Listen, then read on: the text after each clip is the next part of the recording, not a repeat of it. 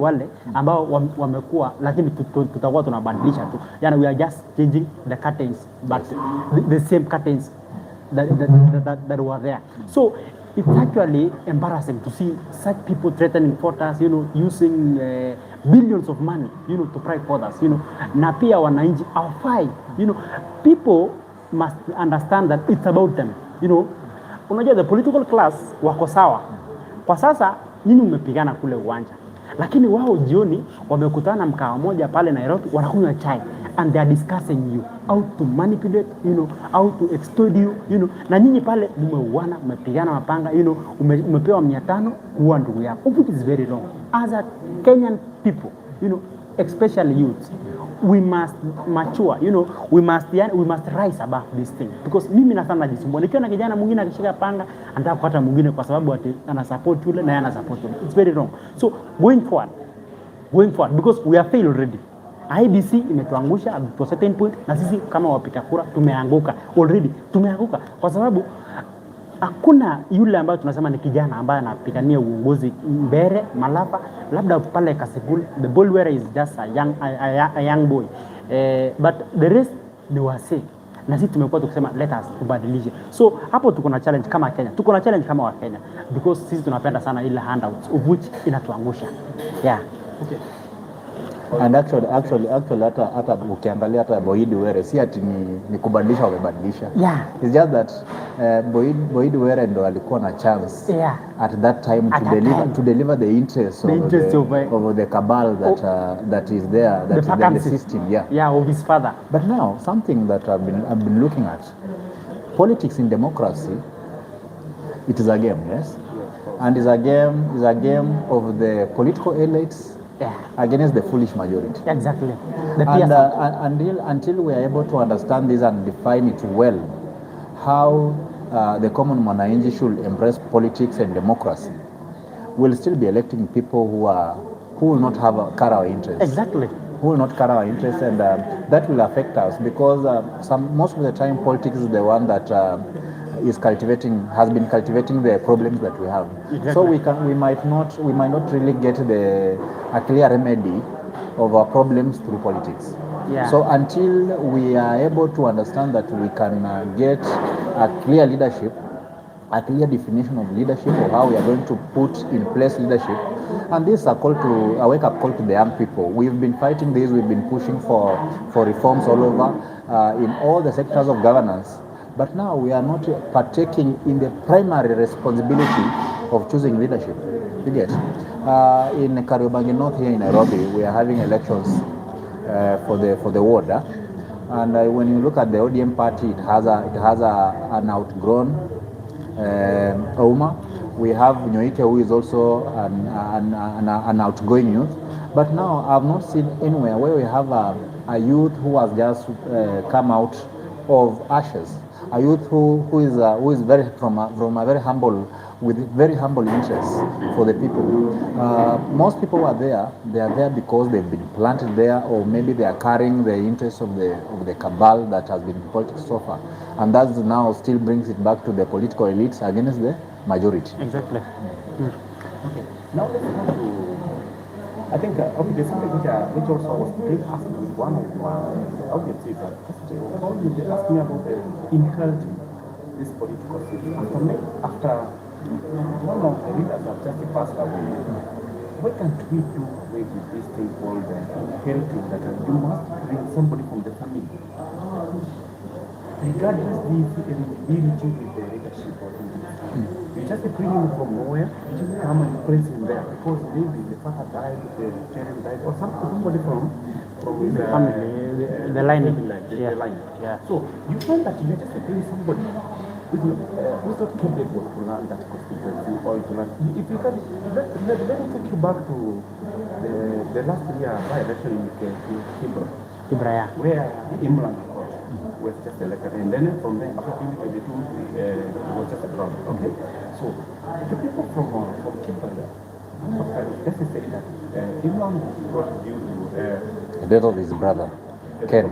Okay. Yeah, Ken, so the late Ken. After that, when we elected him, they just elected him because of sympathy. It was sympathy from there, the government campaigned for him, that's so forth. But he never formed with the people of Kipra. So, why can't we do away with this inheritance politics or inheritance leadership? If we just want as Kenya, if we want Kenya to go far, let's go back to, I'm sorry to maybe use also one of them. There's a lot of comrades from the ODM. Yeah. Okay? Yeah. Whereby after Raila died, Yeah. there was okay, mostly inakuanga hata kama ni presidency. Somebody from top has just gone, there's a deputy. Yeah. Whoever takes the Systematic. position. Yeah. ODM had a deputy. What made you not to take that opportunity to go to the ODM leadership? So why can't we do away with this political inheritance? Yeah. This leadership inheritance. Kenya is a democratic state and not a kingdom whereby leadership should be inherited. That is, when somebody has just been born or retired, that his next king should arise to power. Yeah. We do away with that. Or is it okay when somebody inherits his father's even if we've had several instances of inheritance in politics. Even Musalia Mudavadi inherited from his father. Yeah. We look at now like Gideon Moi inherited. Like inheritance has been there, and especially culturally, we have still cultures that still uphold inheritance. But political inheritance is not something that should really carry a lot of weight. When we look at it from that angle, most of the time this inheritance comes with, one is the sympathy that they want to pay back maybe, or two is the structural organization of the given political vehicle, be it a party. Sometimes these parties people subscribe to it. You get candidates subscribe to parties, or members subscribe to the parties, and the party still has got shares in the leadership or in the candidate of a given candidate. So whenever by bad luck a leader dies, or maybe most of the time is always by death, because I don't think if I've never had a case of inheritance where someone has been impeached or given power. Yes. Yeah. So that happens when the party has got a structure and it's benefiting from it. And in other communities, for instance, when you look at the Somali community and maybe Turkana community, those are communities that still uphold matters of inheritance. Democracy came to us not as purely a leadership-oriented tool for us to get better leaders, but it is a system also to control most people, because democracy is an imperialist way of governance. Sometimes they dictate on us. Then before we never used to have democracy, but now when we look at it as elites, we need to do away with inheritance. We need to give people the power and the chance to elect their leaders. See, most of the time when we have party leaders, they decide, or parties decide majorly. They play a major role in decision making. There are those areas that are dominated with certain parties, for instance, in Nyanza. That's why Boid if they were all to go on an independent tickets, Boid and Aroko, we are all pretty sure that Aroko will have flooded. But now, when you look at those areas that are dominated by certain parties play a vital role. So candidates use parties as vehicles to get into power. Yes. According to me, first, this thing of inheritance, personally, I totally disagree with it. For example, in Kasipul, Boyd Were is a son to the late Kasipul MP, that is Ongondo Were. So it means that this is the only family that has boys or leaders. What about the other families? What about the other people in Kasipul? So as Kenyans, it is us who are just, we are encouraging these things to happen. Because if, for example, people of Kasipul should have stand and say that we want another leader from another family. We want a new leader, a fresh leader from another family. Because this is about democracy. Na demokrasia inaruhusu kila mtu afae. Kama tungekuwa United Kingdom, at least tungekubali kusema ya kwamba kwa sababu huyu mbunge ameacha dunia, wacha tumpe kijana wake amalizie. But because kwa sababu tuko kwa democracy, people should be allowed. Na nimeona ODM huko Kasipul, they are forcing, I think you have seen, they are forcing people, that you must vote for Were to replace his father because amalize legacy ya babake. Hapana, kwa sababu kuna vijana wengi pale Kasipul wamesaliwa, wanaweza kuongoza. Kuna watu wengi pale Kasipul wako na hiyo uwezo pia ya kuongoza. So what I want to urge people of this country is that let us do away with this political inheritance. Whenever somebody dies, kama mtu kibahati mbaya amekufa, for example an MP from somewhere, let us just look for another candidate mwenye ako na idea, not about blood lineage ama anatoka wapi ama alikuwa anajuana na yule kiongozi kipi. Number two about ODM. ODM is a pipeline party. Is a party ambayo sisi wote tumesaliwa tukajua kwamba ni party kubwa katika nchi kwa sababu inacheza coast, inacheza western, inacheza Nyanza, some parts of Rift Valley na maybe some parts of northeastern. So you see, the former premier Raila Odinga died.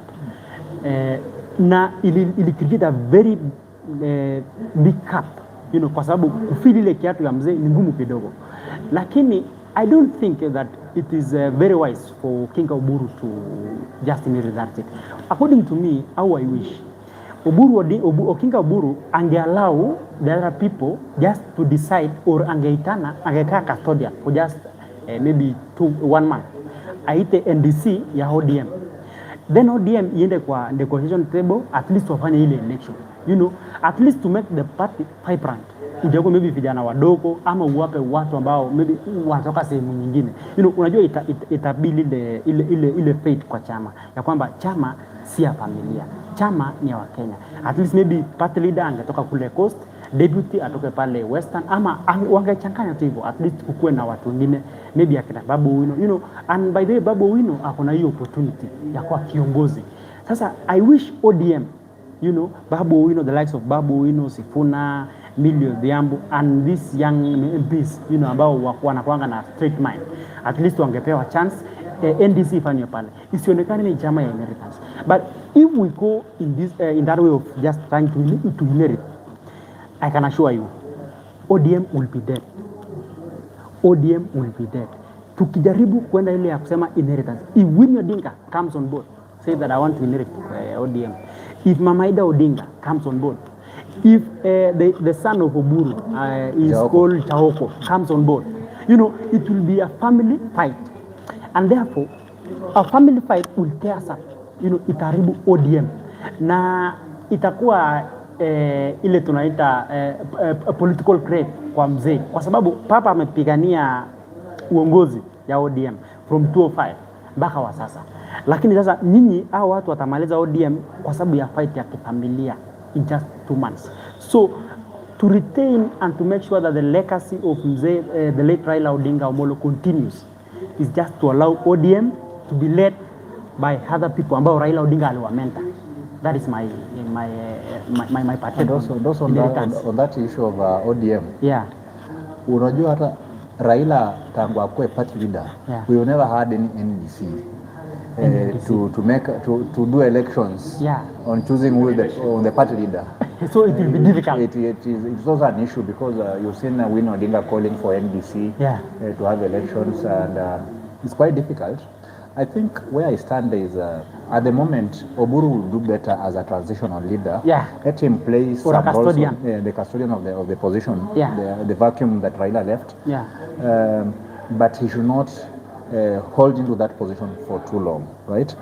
He should give people time to decify and disseminate on what Raila was and the vacuum that is left and who can be better in that position. But now, if he overstays in that position, it will create bigger and bigger divisions, because divisions are already there. People are fighting left, right, and center. Each person now feels like they were so much close to Raila, and they are the ones who are most qualified to be that position.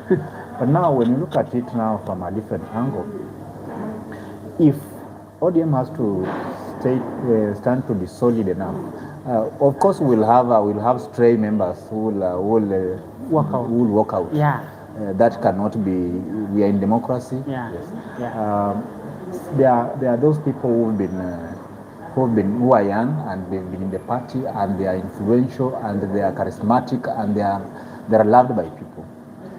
There are those old guys who know that without who hung on Raila's court, so they know that if new leadership comes in, their bone will be snatched away. Will be snatched away. Done away. Yeah. That's why you look at people like Junet and maybe John Badi. They don't like people like Babu. Yeah. I'm pretty sure that if the party goes to Babu or Joho, the party might survive a little longer than if it stayed with Oburu. Because Oburu is also down the hill. Is also moving very fast. So. He's not his age bracket is not as different from Raila. Yeah. So we must be preparing ourselves. I think Oburu as at now is a transitional leader. In as much as it's been made by the party leader, ODM must still be having a mindset of organizing to have new leadership, and that should not take much time. Exactly. Okay. Speaking on the ODM, let's just say from Oburu Odinga said, like currently he's just the party leader, and he said that. ODM should be in the government, so it should not be out of government. Okay, let's go back to what Sekuna said at the Madad. Okay, some authorities say that I think let me just make it clear. Let me try to clarify what they say. He said that ODM party, it's just being read with the mind that the broad-based minimum way broad-based that if the poor read now your mind still that it's still in the government to knowing most of the things. Okay, so that's why you also say that one of Madam, if they elect the president for the final ODM party, so the minimum Tanzania is not in alignment with the politics. He genuinely said that it's better move with the Karonzo team and so now what we come back. So does it mean that the two heads in ODM was done? You see, politically, if you want to grow politically, for instance, those of us who are upcoming, if you want to grow politically, you grow in the opposition. You don't grow in government. Exactly. Because politically, you only grow when people see you defending them. And you cannot defend people in government. You only defend people in the opposition. That is it. So with ODM, I think someday I have a mind that someday even Oburu Odinga might wake up and say that I'm going to contest for presidency. And no one will buy him because the guy has got financial muscles. He's the party leader of ODM. You get. Oburu might wherever he sits, where he sits, he thinks like, what is it that makes people love Raila so much that he'll want to test it. Of course, he'll feel good waking up someday and getting to be the flag bearer or the presidential candidate. Someday he might wake up to contest for president even if he loses. You get. Because what else does Oburu want? What else does he want? Of course, he wants to see what Raila was seeing. Yeah, he wants to feel what Raila was feeling. Yeah. And that's why you cannot also remove him from the party leadership position. So in 2027, if Oburu will be there and he will be still the party leader, he will contest for presidency, and no one will bar him from contesting for presidency. And he'll come to people with the biblical verses. People will be reciting the biblical verses that you remember Aaron and Moses, they were brothers. Yeah. And Moses died and left Aaron to lead people into Canaan. And he'll tell them that I'm the Aaron. My brother was Moses. You'll even tell them that Raila was younger than me, Moses was younger than Aaron. And people will buy it. And people will buy it. Yeah. So ODM, actually, why political parties are always formed, no party is always formed to be in opposition. Yeah, exactly. Parties are formed to be in government. To be in government, to fight for power. People contest to win. Yeah. I don't think if there's any person with a mindset that they contest to lose. No. Losing is also always comes in as another option, maybe because if you are going to be an opposition leader. But in places where there are no opposition, like parliamentary positions, you contest to win. Exactly. You get? Yeah. So if Oburu Odinga will be there in 2027, and there will be no clear formation of broad-based. Yeah. Then Oburu Odinga will contest for presidency. Yeah. And ODM will support him. Okay, let me ask you. Let's now go to the Just a little bit. I want to add something on this. So about political ODM, what you need to know is that in Kenya, whenever a leader of a certain political party die or quit politics, he always quit with his party. I think you must remember that from time immemorial, we had Oginga Odinga having his Ford or Ford something or Ford a city or what. But when he left, you must know that party left with him. We have Moi in 2002. That is when Moi exit from power in 2002. That is when KANU exited. Ilimaliza shughuli yake. PNU the same. When Kibaki left in 2013, 2012, 2013 I mean, hapo ndio PNU iliisha.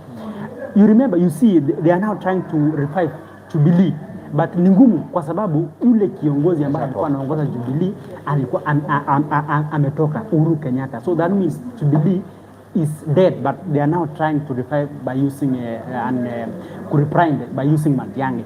Also, I want to assure you, if UDA wins power in 2027, in 2032, you will not hear again about UDA. To be dead. UDA itaisha kwa sababu Ruto atakuwa ame-exit. So ODM now, maybe it might be maybe 2 years, 3 years, but itaenda ikiisha kwa sababu yule kiongozi ambaye alianzisha na yule kiongozi ambaye amekuwa pale hayuko tena. So in Kenya, whenever a leader dies, he dies with his or her political party. That is it. So Oburu Odinga, I think ODM kuna confusion kidogo kwa sababu kuna wale wanaimba wimbo ya one term na kuna wale wanaimba wimbo ya two term. So hii confusion ni kwamba ODM ilikuwa inasimamia democracy. It is known for standing with people for a long time. But now you see, wamekuja wakaingia government ambayo people believes that they have just hii government imewanyanyasa, hii government imewapika, hii government imewaua. So hapa kuna ile njia panda, haieleweki. ODM sasa iko na watu wawili, iko na the side of Sifuna ambao wanasema they stand with people. And always, the Kenyans will just follow these people, these two, Babu Oeino and Sifuna. Those are the ODM ambayo itabaki ikiwa alive kwa sababu watu wanataka watu ambao wanasimamia maslahi yao, and the likes of Agnachonet, Wanga, people will see them as they are fighting for their political interest, wao wenyewe, self political interest, na hiyo sasa itawaangusha. So it's about Oburu Odinga to decide very well in a wisdom of his own that they must exit the government for ODM to survive. Or if they agree and remain in government, I don't think ODM will suffer. That is true, and that is the reality that we have. Actually, ODM sahi ikona, there are not two, there are 3 groups in ODM. There are 3 groups, yeah.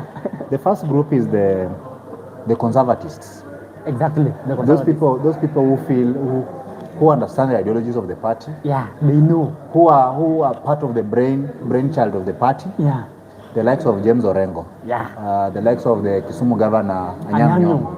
Those are conservatives. Those are people who do not care whether they're in opposition or they're in government, but they feel like ODM should take its own direction as a party, following their principles. Yeah.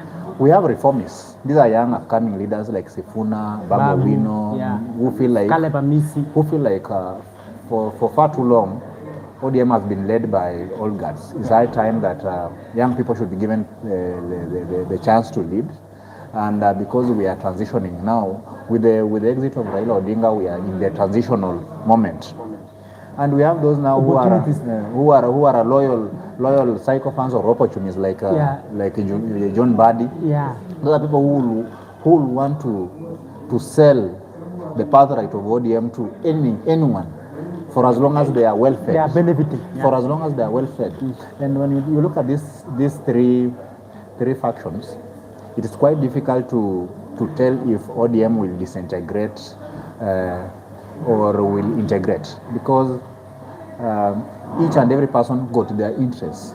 And politically, it is always about personal interests first. If John Badi feels like with the broad-based he's reaping big, and he is not willing to go back to the opposition or to go back to the streets. If you tell John Badi to go back to the streets, that guy can kill you get? Yeah. But now, if you tell someone like Sifuna to go into the government and is looking at his future, see, someone like Sifuna or Babu, those are guys who are ambitious. People like Joho, like Anyang Nyong'o and Orengo, they know that their ambitions are ending. You get? They cannot be ambitious any longer. So it's quite difficult to bring these people into one basket. So as time goes by, ODM will eventually disintegrate. Yeah. It will, even if it takes 100 years from now, it will disintegrate. Yes. Yeah.